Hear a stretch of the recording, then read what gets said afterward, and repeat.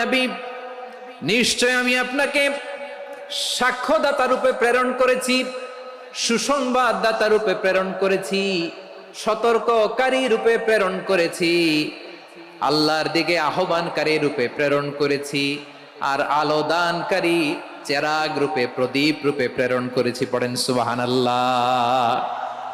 পাঁচটা বৈশিষ্ট্য। এক নম্বরে আল্লাহ তাআলা বললেন, হে নবী, নিশ্চয় আমি আপনাকে সাক্ষ্যদাতা হিসেবে প্রেরণ করেছি। সাক্ষ্যদাতা, বিষ্ণু ইসা ইসলাম সাক্ষ্য দিবেন, এজন্য শাহিদ। শাহিদ মানে সাক্ষ্যদাতা। আওয়াজ করে বলুন, শাহিদ মানে কি? তিনি সাক্ষ্য দিবেন। মুবাশশির, দুই নম্বর বৈশিষ্ট্য হচ্ছে তিনি মুবাশশির। মুবাশশিরুম বিরাহমাতিল্লাহি ওয়া বিল জান্নাহ, তিনি আল্লাহর রহমতের সুসংবাদ দেন, তিনি আল্লাহর জান্নাতের সুসংবাদ দেন। সুবহানাল্লাহ পড়েন। তিন নম্বর বৈশিষ্ট্য হচ্ছে নাযীর, তিনি সতর্ককারী, ওয়ার্নার, তিনি সাবধান করতে এসেছেন, রিমাইন্ডার দিতে এসেছেন যে আল্লাহর পথে যদি না চলো, শিরকি কাজ যদি না থামাও, তাহলে এমন আযাব আসবে আল্লাহর পাকড়াও থেকে তুমি বাঁচতে পারবে না। তিনি নাযীর। বিষ্ণু ইসা ইসলামের চার নম্বর বৈশিষ্ট্য হচ্ছে দাঈয়ান ইলাল্লাহ, তিনি আল্লাহর দিকে আহ্বানকারী। এই যে আমরা আমাদেরকে পরিচয় দেই যে আমরা দাঈ, বলি না? বলি যে উনি হচ্ছেন একজন দাঈ ইলাল্লাহ। বহু বচন আমরা বলি আদ-দুআত ইলাল্লাহ, এটা কোরআনের এই আয়াত থেকে এসেছে। সুবহানাল্লাহ পড়েন। ওয়া দাঈয়ান ইলাল্লাহি বিইذনিহি, আল্লাহর আদেশে বিষ্ণু ইসা ইসলাম আল্লাহর দিকে মানুষকে ডাকেন।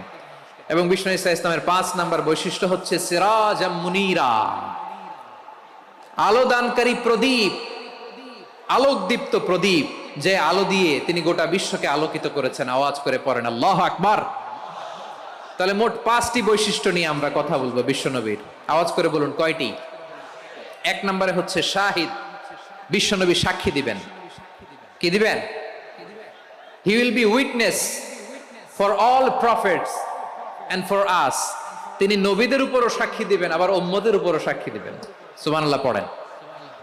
কিয়ামতের দিন আল্লাহ তাআলা প্রত্যেক নবীকে জিজ্ঞেস করবেন যে তুমি কি তোমার উম্মতের কাছে আমি যা যা পৌঁছাতে বলেছিলাম পৌঁছিয়েছো? নবীরা বলবে আল্লাহ আমি পৌঁছিয়েছি। নবীদের কথা ঠিক কিনা, সত্য কিনা, এর সপক্ষে তখন বিশ্বনবী সাক্ষী দিবেন। সুবহানাল্লাহ পড়েন। উম্মাহ, মধ্যমপন্থী উম্মাহ হিসেবে প্রেরণ করেছি, যাতে করে তোমরা সবার উপরে সাক্ষ্য দিতে পারো, আর যাতে তোমাদের নবী হতে পারে তোমাদের উপরে সাক্ষ্যদাতা। পড়েন সুবহানাল্লাহ। আমরা হচ্ছি ব্যালেন্সড উম্মাহ, আমরা সবার ব্যাপারে সাক্ষ্য দিব, আর আমাদের উপর সাক্ষ্য দিবে স্বয়ং বিশ্বনবী। সুবহানাল্লাহ পড়েন।